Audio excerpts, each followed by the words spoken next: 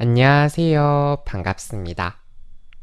한 번에 합격하는 ITQ 인터넷 이론 파트 두 번째 시간을 오신 여러분을 진심으로 환영합니다. 자, 이번 시간에는요, 지난 시간에 이어서 인터넷 윤리 이론 두 번째 시간으로 수업을 진행해 보도록 하겠습니다.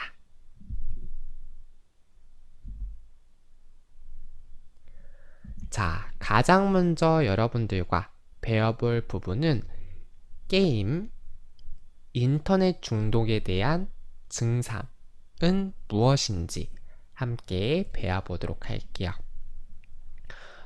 아무래도 요즘은 이제 스마트폰을 사용하는 분들도 워낙 많으시고요. 또 게임을 좋아하는 분들도 예전에는 사실 게임이 뭐 학생들, 특히 청소년들이 많이 사용하는 게 아니었나라는 생각이 들었는데 요즘 같은 경우엔 성인, 뭐 주부님들이라든가 직장인분들도 많이 게임을 하시더라고요. 자, 그런 분들이 이제 건전한 스마트폰 게임, 뭐 인터넷 사용 다 좋은데 이것이 너무 과하게 되면 중독, 하나의 병으로서 간주가 될 수가 있는데요.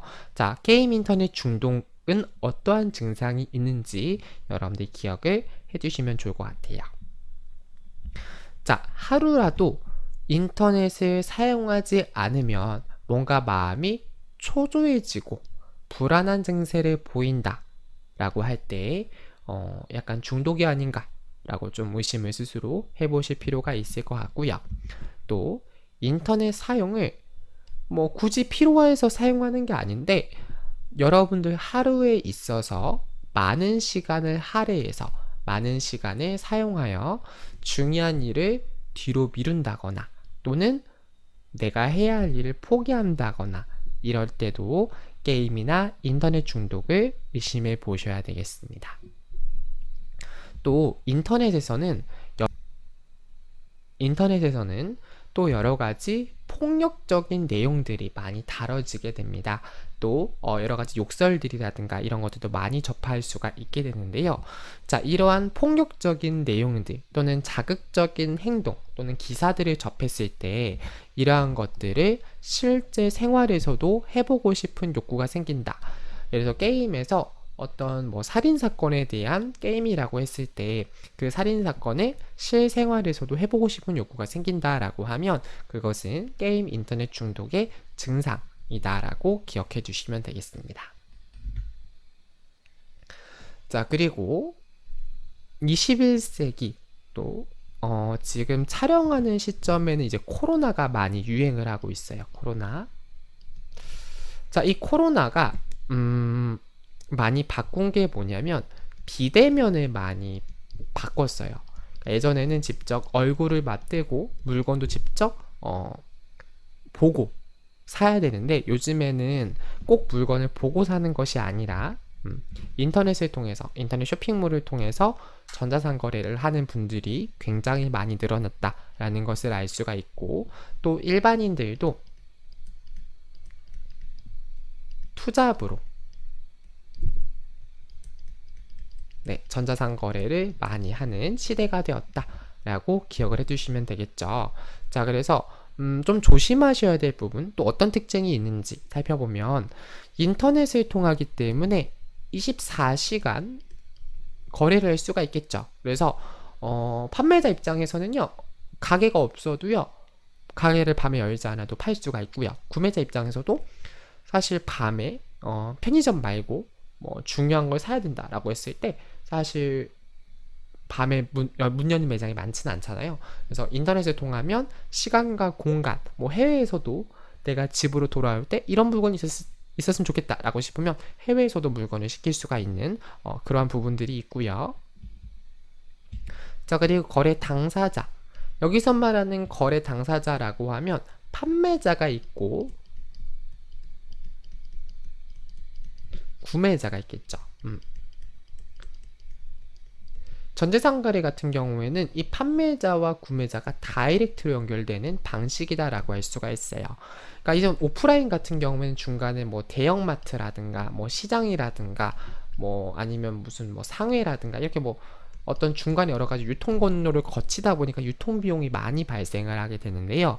전자상거래 같은 경우에는 거래 당사자가 비대면성이고 또 유통 경로가 단순하기 때문에 이런 유통 거래 비용을 절약할 수가 있습니다. 그렇기 때문에 판매자는 조금 더 고소득을 노릴 수가 있고요. 구매자 같은 경우에는 조금 더 합리적인 가격에 상품을 구매할 수 있는 권리가 생긴다라고 기억해 두시면 되겠습니다. 자, 그리고 조금 조심해야 될 부분은 거래 과정, 그러니까 이제 판매자 입장에서 고객에 대한 주소라든가 이름이라든가 아니면 연락처를 알 수가 있어요.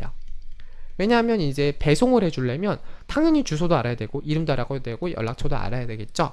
자, 그런데 이게 고객이 제공한 정보를 이제 판매자가 상업적으로 이용할 수 있다라는 부분이 좀 안타까운 부분이다라고 할 수가 있고요. 자, 그래서 이제 기업 회사 같은 경우에는 통신 판매업 신고를 통해서 고객에게 제공받은 개인 정보를 제공받은 목적, 그러니까 예를 들어서 배송 목적으로 사용하겠다라고 개인정보 처리 방침 약관을 규정을 해놨다면 배송 목적으로만 사용하고 바로 파기를 해야 되고요. 또 개인정보를 별도로 활용해야 된다, 보관해야 된다라고 할 경우에는 그 개인정보가 제3자에게 유출되지 않도록 보안을 철저하게 관리해야 될 필요가 있다라고 기억해 두시면 되겠습니다. 자, 그리고 요즘 많이 화두가 되고 있는 부분이 전자금융 거래다라고 할 수가 있어요. 요즘 여러분들이 은행에 가시는 일이 예전보다 많이 줄어들었다라고 할 수가 있는데요.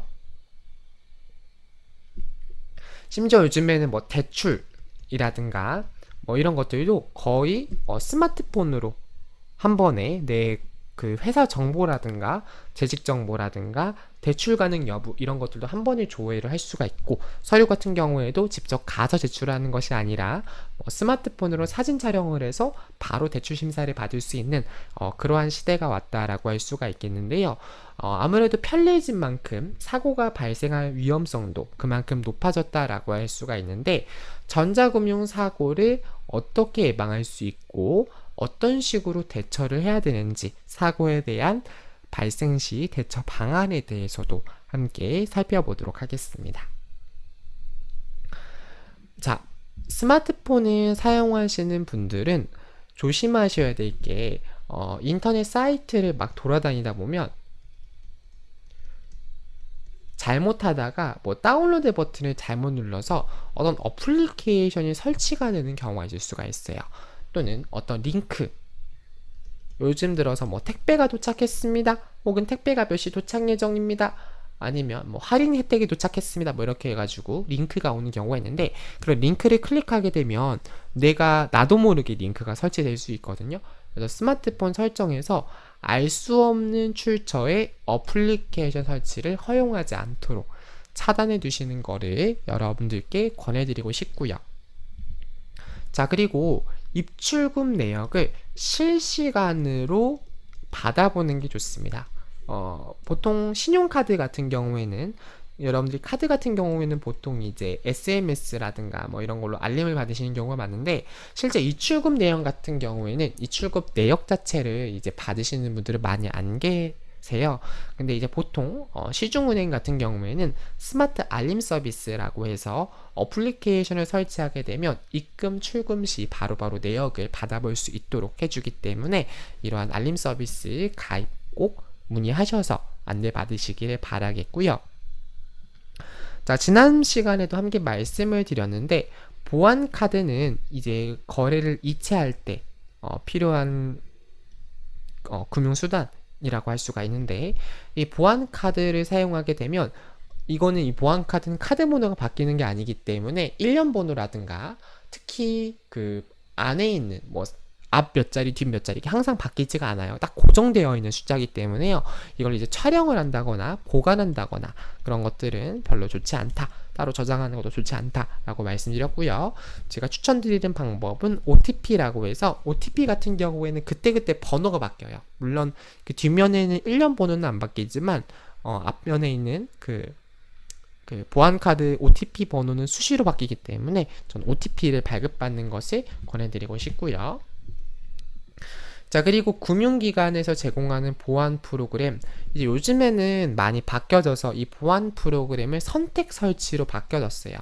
예전에는 전체 설치를 해야지만 사이트에 접속할 수 있었는데 혹시라도 컴퓨터가 너무 느리신 분들이 아니시다라고 하면 이 보안 프로그램, 금융기관에 제공하는 보안 프로그램 다 설치해서 사용하는 것을 권해드리고 싶습니다. 자, 그리고 PC방과 같은 공공장소에서 금융거래를 하지 않는 것을 권해드려요. 저도 예전에 겪었던 경험인데 어떤 경험을 겪었냐면 저는 이제 예전에 어땠었냐면 USB 메모리에다가 공인증서를 저장한 적이 있어요. 여기까지는 참 좋은 장세죠. 하드디스크에 저장한 것보다 좋은 자세인데 문제는 뭐냐면 이 공인증서를 제가 실수로 USB 메모리를 제가 PC방에서 열어버린 거예요. 근데 이 USB 메모리의 데이터가 전부 다 변조가 됐어요. 그래가지고 그 창에 뭐라고 떴냐면 링크를 클릭해 보니까 몇백만 원을 보내라고 이제 뜨더라고요. 몇백만 원 보내지 않으면 이 파일은 풀 수가 없다. 그래서 그냥 제가 그냥 그 USB를 버리고 초기화를 시켰거든요. 그래서 PC방 같은 경우에는 좀비 PC가 많아요. 그래서 좀비 PC가 뭐냐면 잠깐 좀 보여드릴게요. 자, 좀비 PC 설명이 되어져 있는데 간단하게 어떠한 개념인지 조금 살펴보도록 하겠습니다. 자, 내용을 보게 되면 바이러스에 감염된 컴퓨터라고 할 수가 있는데요. 원격 조정 당하는 PC다라고 이해해 주시면 되겠습니다. 그래서 해커들은 이미 알려진 보안상의 결함을 이용해서 어떤 원격으로 제어할 수 있는 프로그램을 설치를 한다라고 이해해 주시면 되겠고요. 뭐 컴퓨터가 마음대로 움직이지 않거나 혹은 로딩되지 않거나 인터넷이 느려진다거나 뭐 이런 식으로 하고 이제 이 좀비 PC를 이용해서 디도스 공격을 한다든가 이러한 사이버 범죄를 일으키는 경우가 많은데요.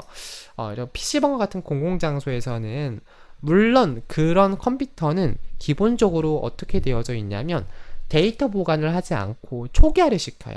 그러니까 PC를 종료를 시키고 재시작을 하게 되면 데이터가 이제 다시 원상태로 되돌아가는데 문제는 뭐냐면 그 PC가 되돌아가는 상태가 컴퓨터 맨 처음 초기 상태가 아니고 각종 PC방 이제 프로그램, 뭐 게임이라든가 이런 게 설치된 상태로 되돌아가거든요.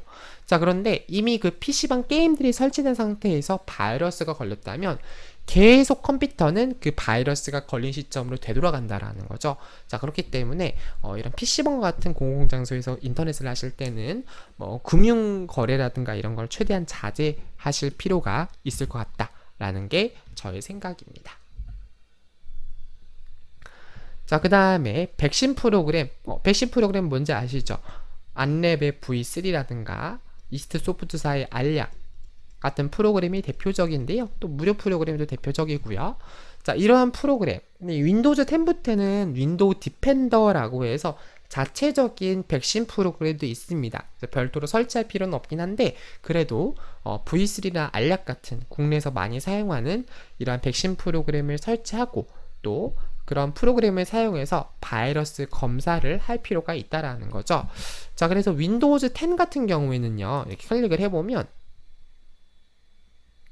윈도우즈 보안이라고 해서 바이러스에 대해서 이제 검사를 할 수 있는 게 있습니다. 그래서 보시게 되면요, 바이러스 위험 및 방지라고 해가지고 빠른 검사 이런 게 있거든요. 그래서 이런 걸 하셔가지고 바이러스 위협으로부터 방지를 설정할 수 있도록 꼭 세팅을 해주실 필요가 있을 것 같고요. 자, 그 다음에 통장 계좌, 공인인증서 등의 각종 비밀번호 같은 경우에는 어떤 분들은 통장 계좌 비밀번호 다 똑같이 하시고요. 공인인증서 비밀번호 다 똑같이 하세요. 네, 그런 건 너무 좋지 않고요.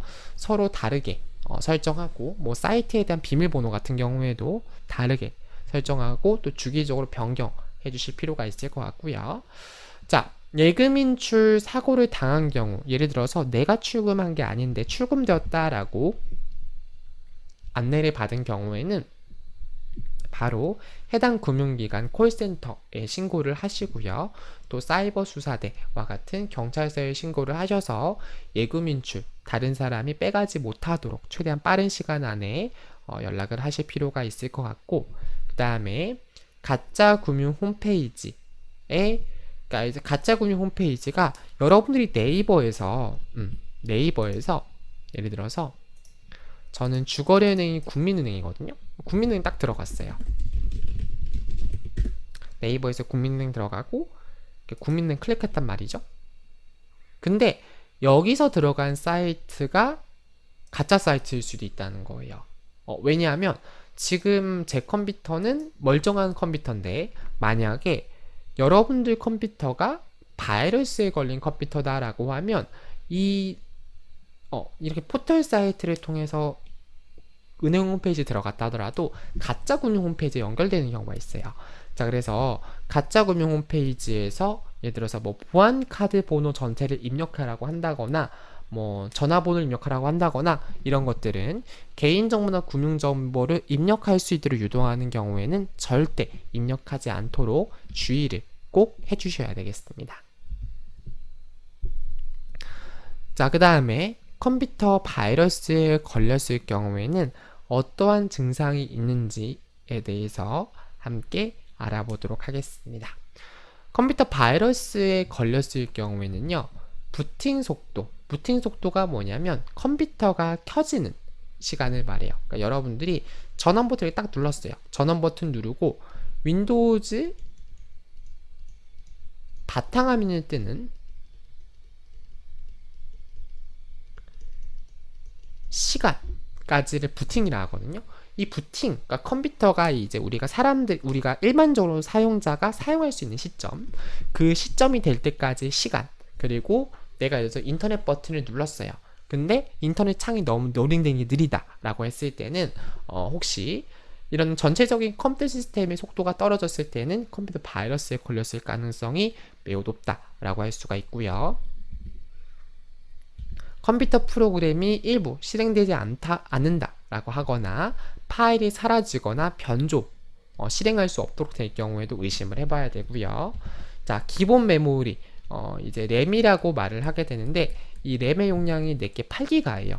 8GB인데 갑자기 용량이 달라졌거나 줄어든다라고 할 경우에도 여러분들이 컴퓨터 바이러스에 감염된 게 아닌지 꼭 의심을 해 보셔야 합니다. 자, 그리고 안전한 인터넷 쇼핑을 위한 소비자 안전 수칙에 대해서 잠시 안내 말씀을 좀 드릴게요. 요즘 이제 많은 분들이 사용하시는 사이트가 아마 쿠팡이 아닐까라고 생각이 드는데, 자, 이렇게 쿠팡을 딱 들어가서 제가 설명을 잠시 드려보면,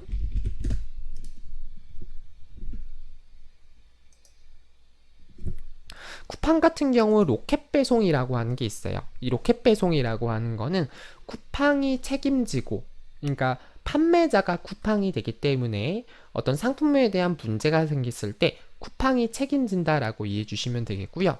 쿠팡에서 로켓 클릭을 하게 되면 로켓 배송 상품만 볼 수 있고, 이 로켓 상품들 같은 경우에는 반품 같은 제도가 굉장히 잘 되어 있다라고 이해해 주시면 되겠고요. 로켓 배송 말고 내용을 보게 되면 판매자 배송 상품들이 있어요. 로켓이 안 붙은 상품들이 판매자 배송 상품이다 라고 이해해 주시면 되는데, 대표적으로 옷 같은 게 판매자 배송 상품이 많거든요. 잠깐 좀 보게 되면 뭐가 있는지 좀 볼게요. 자, 여기 보시면 이런 상품, 이 상품 같은 경우에는 판매자 배송 상품이에요. 자, 그래서 보면 판매자가 아까 쿠팡 같은 경우에는, 자, 잠깐 좀 보여드리면,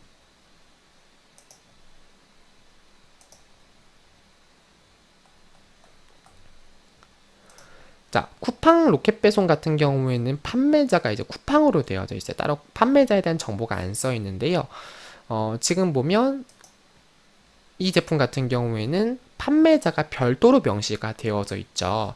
자, 그래서 내용을 보게 되면 이 하단에 보시면 배송 교환 반품 안내가 있어요. 여기를 클릭해 보면요. 쿠팡 상품 같은 경우에는 따로 쿠팡에서 지금 보면 여기 보시면 내용이 잘려 있는데 이렇게 판매자의 주체가 쿠팡이라고 되어져 있습니다. 그죠? 그리고 이런 교환 반품에 대한 비용이라든가 기준일 같은 게 교환 반품 신청 가능한 기준일 뭐 이런 것들이 써 있거든요. 이런 것들 꼭 읽어 보시고요.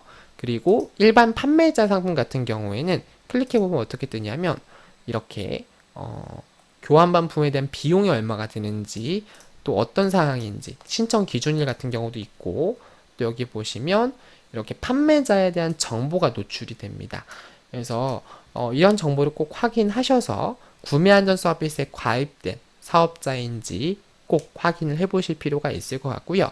그래서 여기 하단에도 써 있어요. 이런 회사 같은 경우는 이런 상호명이라든가 대표자가 누구인지, 주소는 어떻게 되는지, 사업자 등록번호, 통신판매업 신고번호, 고객센터 번호 이런 것들이 꼭 노출이 돼야 되고요. 여기 하단에 보시면 이게 다 써 있어요. 그래서 여기 보면 사이버 몰래 판매되는 상품 중에는 쿠팡에 등록된 개별 판매자가 판매하는 마켓플레이스, 오픈마켓 상품이 포함되어 있다라고 되어져 있는데 이 상품이 마켓플레이스 상품입니다. 그래서 마켓플레이스 상품의 경우 쿠팡은 통신판매 중개자이며 통신판매 당사자가 아닙니다. 그래서 이게 로켓 배송 같은 경우는 쿠팡이 책임지지만 얘 같은 경우는 책임지지 않는다라고 할 수가 있고요. 그래서 보면 이제 참고적으로 알아두세요. 쿠팡 판매자 사이트가 따로 있거든요. 그래서 여기 들어가면 쿠팡 판매자로서 관리를 할 수가 있습니다. 그래서 이런 식으로 확인할 수가 있는데 쿠팡 같은 경우에는 이제 고객 친화적으로 되어져 있기 때문에 따로 뭐 특별한 부분은 없는데 보안 이슈가 될 만한 부분은 없는데 다른 사이트 같은 경우에는 구매자에 대한 정보가 다 오픈되는 경우도 있거든요. 그래서 그런 부분들도 좀 참고를 해주실 필요가 있을 것 같고요. 그래서 다시 넘어와서 보면 아까도 말씀드렸지만 홈페이지에서 사업장이나 사업 정보가 표시되어 있는지 꼭 확인해 보시고요. 또 결제를 할 때 안전한 결제 시스템인지 예를 들어서 무통장 입금만 있다라고 하면 좀 의심해 보셔야겠죠. 당연히 신용카드 결제가 돼야 되고요. 그 신용카드 결제가 된다라고 하는 거는 신용카드 회사에서 이 사이트를 인증을 해줬다라는 거예요. 그래서 신용카드 같은 경우에도 신용카드 회사에서 아무 사이트에나 이렇게 허락을 해주는 게 아니기 때문에 또 심사를 거치거든요. 그래서 신용카드 같은 그런 거래가 가능한지 확인해 보셔야 되고요. 자, 거래 조건을 확인하고 일단 거래를 했을 때는 또 거래 정보를 출력할 수가 있겠죠. 그런 걸 보관하셔서 혹시 문제가 발생했을 때는 여러분들이 어떤 공정거래위원회 혹은 한국소비자원 같은 곳에다가 여러분들이 내용 전달을 꼭 하실 필요가 있을 것 같습니다. 자, 그래서 이렇게 우리가 전체적으로 인터넷에 대한 윤리 이론에 대해서 한번 이렇게 훑고 넘어갔는데요. 우리가 한 번 더 내용을 간단하게 정리를 해보고 이번 시간 모든 수업을 마무리하도록 하겠습니다. 네, 첫 번째로 여러분들께 설명드린 부분은 바로 게임, 인터넷 중독에 대한 증상에 대해서 안내를 드렸습니다. 자, 그래서 인터넷을 사용하지 않으면 초조해지고 불안해진다 라고 할 때 조심해 두셔야 되겠고요. 인터넷 사용을 하루 일과에 많은 시간을 사용해서 중요한 일을 미룬다거나 포기한다거나 이런 증상을 보일 때 또 의심을 해보셔야 되고 또 어떤 여러분들 스스로 어떤 폭력적인 장면, 자극적인 행동 이러한 것들을 실제 여러분들이 실생활에서 해보고 싶은 생각이 든다 라고 했을 때도 게임이라든가 인터넷 중독이 혹시 내가 있지 않은지 한번 생각을 해보셔야 되겠습니다.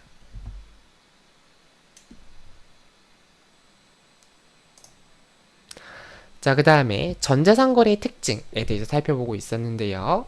자, 어떤 특징이 있냐면 인터넷을 통한 거래이기 때문에 시간과 공간에 제약이 없다 라고 이해해 주시면 되겠고요. 거래하는 판매자, 구매자가 비대면성으로 이루어지고 있고 유통 경로가 단순하기 때문에 비용을 절약할 수 있다 라고 할 수가 있겠습니다.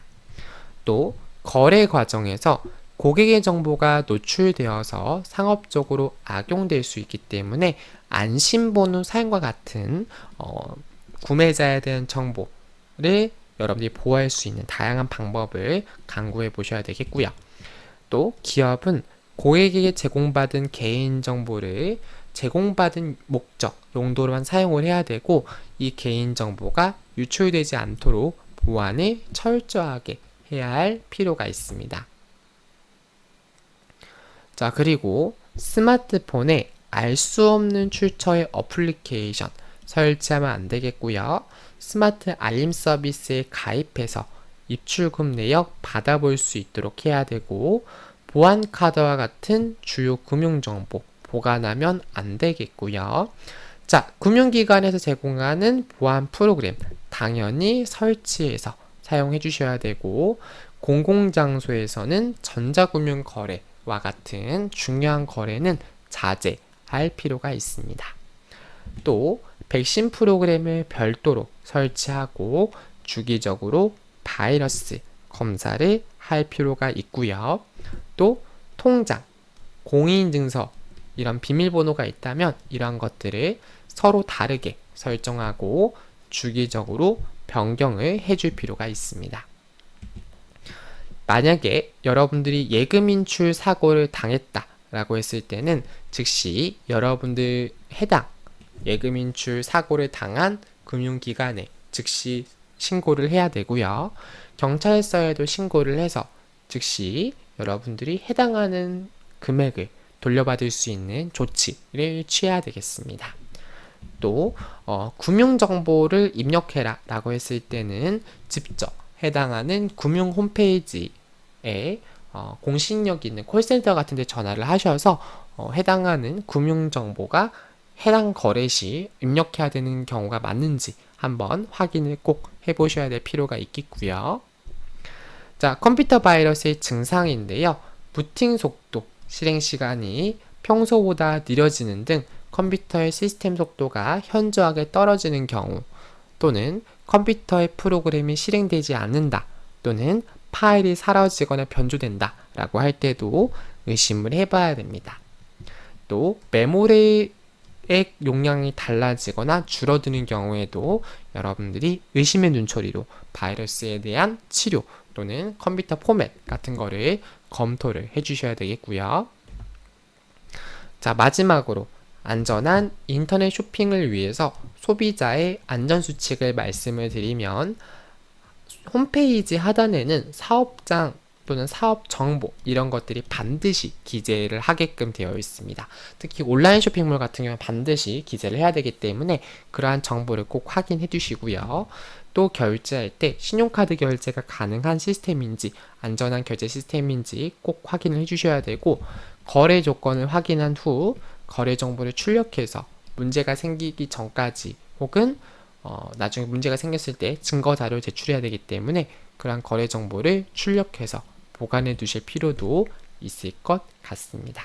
아시겠죠?